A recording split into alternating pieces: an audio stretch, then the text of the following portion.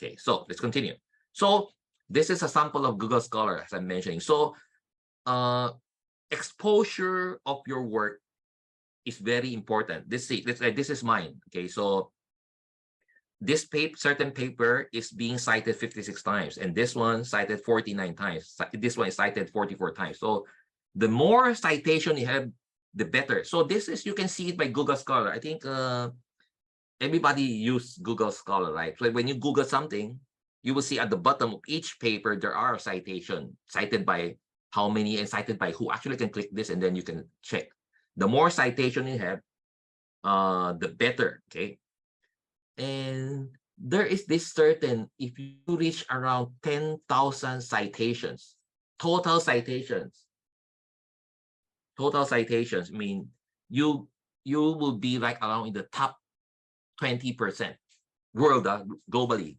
If you reach 10,000 citations, I mean, that's, I have a friend who has like 10,000 citations. He's the top 20% global in his field of study. He's doing library sciences.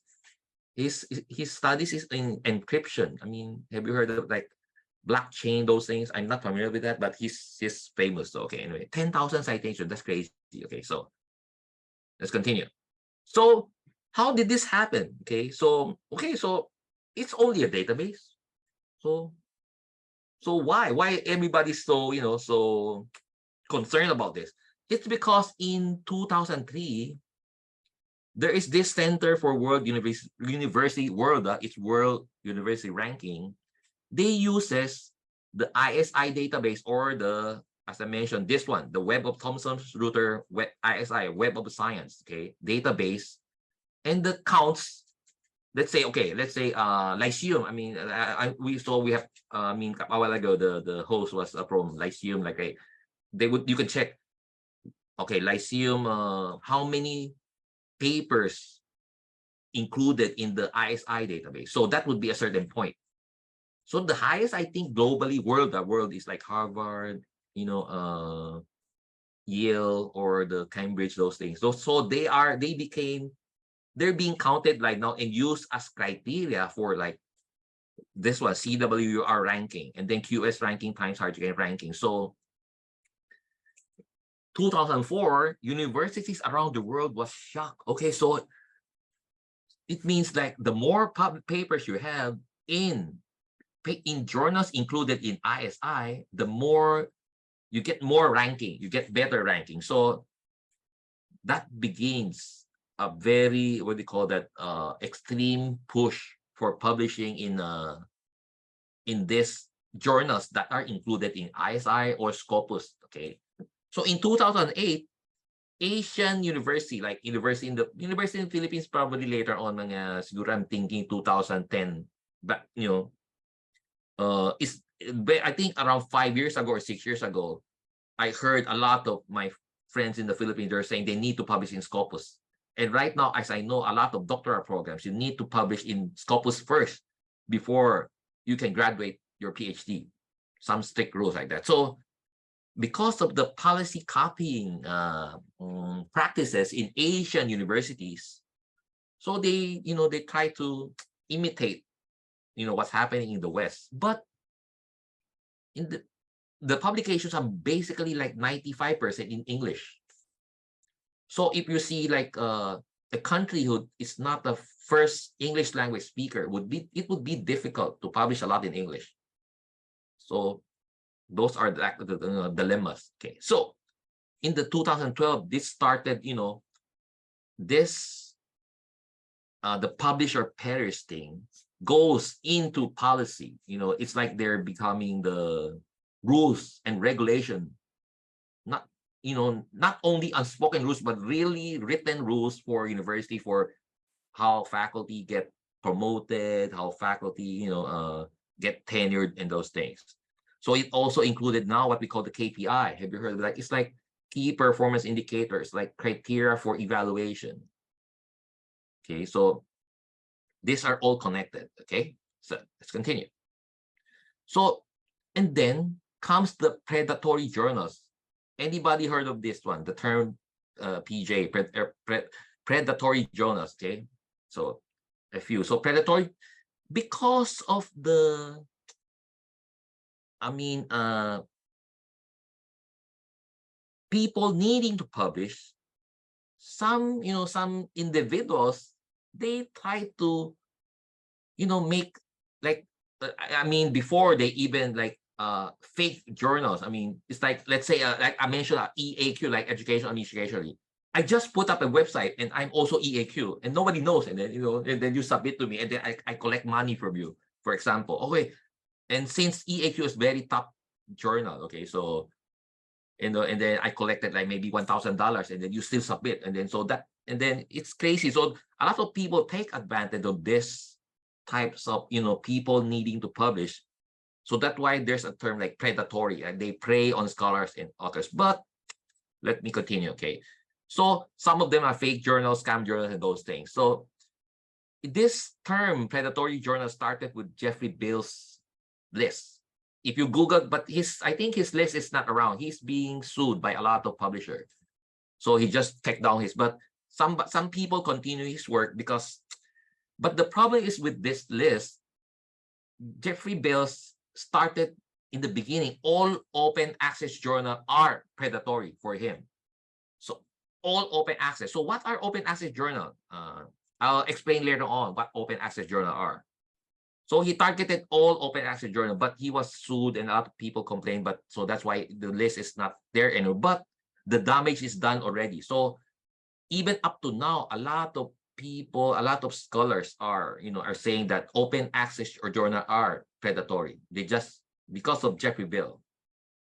But, I'll tell more. But, let's continue. So the list is not anymore. So when you select a journal, you need to think first. And then you need to check before you submit. This is the very, crucial process. Think, check, and submit. I'll tell more, think first, is your topic the same with the journal, with in line with the journal? Again, okay, is this a journal that your friend also published? It's like, it's common. Then you check, check if there's a DOI.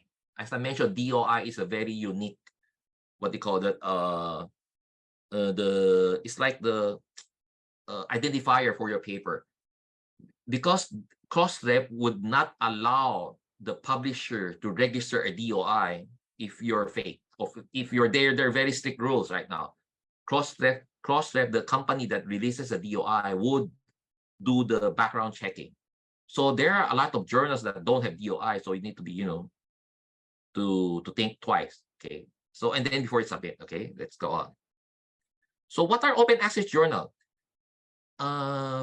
Before, way back, because right now there's Google Scholar and then there's ResearchGate and those things. So there, before, when I was still studying, where do I look for publications? I go into the library, right? And then you need to look and print it, That was beyond where there's no internet yet. When I don't want to reveal the year, I was studying. So you need to go to the library, get the printed, journal, and then you look, and then you write. You need to go to the papaseros mo pa, diba? You need to go to the copier and like that. And then later on comes the internet. You can access the internet, but you cannot access it at home. You can only access it in your school. Let's say the school has a certain what do you call that? EBSCO host. Have you heard of that? Or there's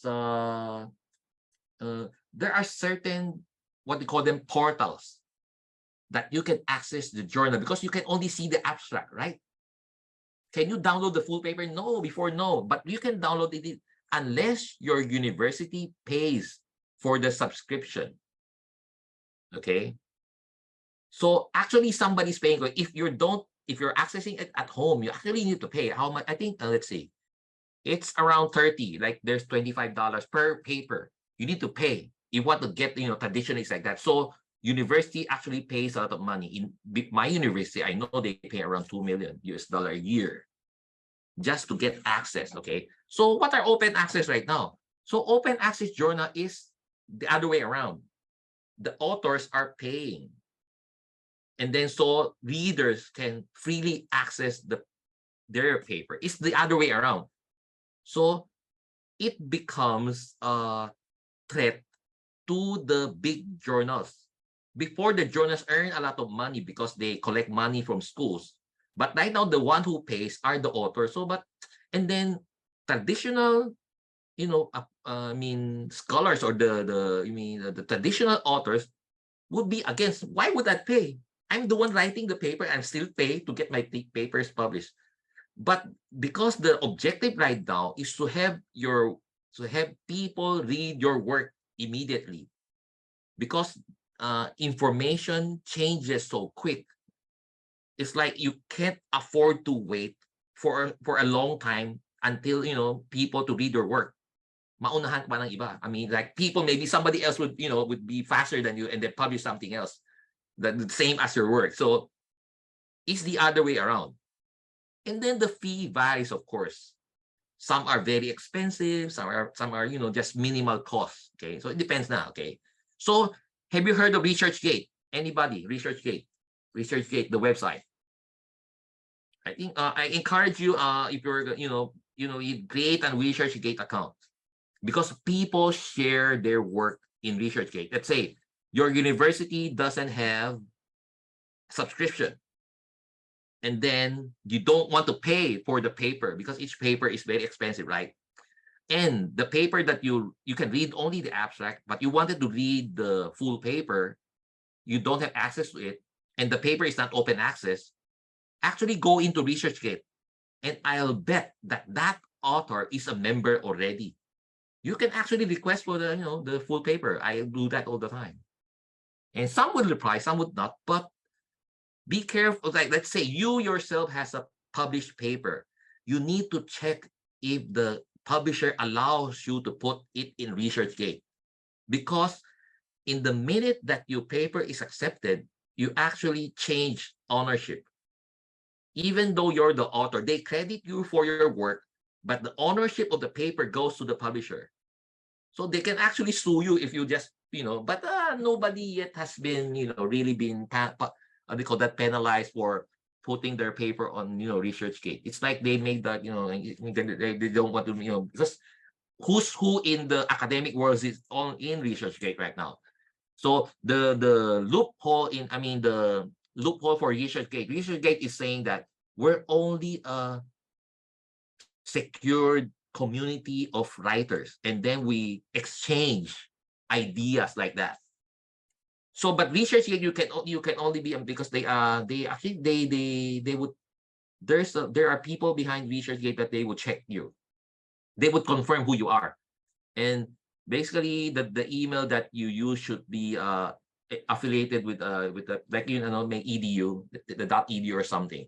So it'd be more easier to get registered. So, but it's still, you can register because they will check. Okay, anyway, so I would encourage you to get a ResearchGate account, so to get papers. So open access is becoming a trend, but a lot of the traditional publishers are against open access, because so that's why there are a lot of conflicting ideas about open access, and then the harm is already done. People would think open access are all predatory, but which is not. So what's happening right now, even the big publisher has what we call that dual choices. You can publish open access, or you can publish, you can wait. Open access, because your paper, when you get accepted, immediately it becomes online. If you're willing to wait maybe a year or 2 years before your paper becomes online, so then you can only see the abstract. Okay, so, and people would not cite you, your citation would suffer. So right now, people are more focusing on citation numbers. How many people use your work? How many people actually use your work in their paper? So that is what we call citations. So have you this journal, Nature, is the top scientific journal around the world. It's I think it's Springer Nature. I think it's Springer. You may add it. The owner, the Springer, the publisher.